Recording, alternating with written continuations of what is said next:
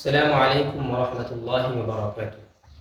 আজ আমরা কথা বলবো একটি জাল বা মিথ্যা হাদিস নিয়ে। আমরা অনেকেই বলে থাকি স্বদেশ বা দেশপ্রেম ঈমানের অঙ্গ। এটা বলে আমরা একটা হাদিসও বলে থাকি, সেটা হচ্ছে হুব্বুল ওয়াতানি মিনাল ঈমান, যে দেশপ্রেম ঈমানের অঙ্গ। আসলে জন্মভূমির প্রতি হৃদয়ে টান থাকা, মহব্বত থাকা, আকর্ষণ থাকা, এটা মানুষের স্বভাবজাত একটা বিষয়, এটা থাকবেই। এটা অবশ্য ভালো গুণ। দেশের প্রতি টান থাকা, মহব্বত থাকা, হৃদয়ের আগ্রহ থাকা, এটা ঈমান পরিপন্থী কোনো কিছু না।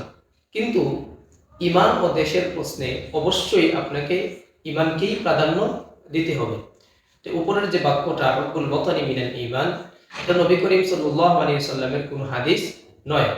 এ ব্যাপারে আল্লামা হাসান ইবনে মুহাম্মদ সাগারি রহমতুল্লাহি আলাইহি একে জাল বলেছেন।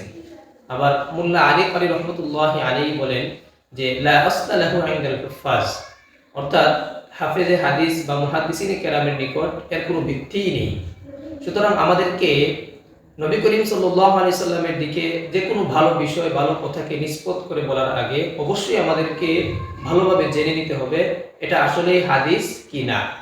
তো আল্লাহ পাক রব্বুল আলামিন আমাদেরকে প্রতিনিয়ত সঠিক বিষয়গুলো জানার এবং বুঝার তৌফিক দান করুন। আমিন। ওয়া আখিরু দাওয়ানা আলহামদুলিল্লাহি রাব্বিল আলামিন।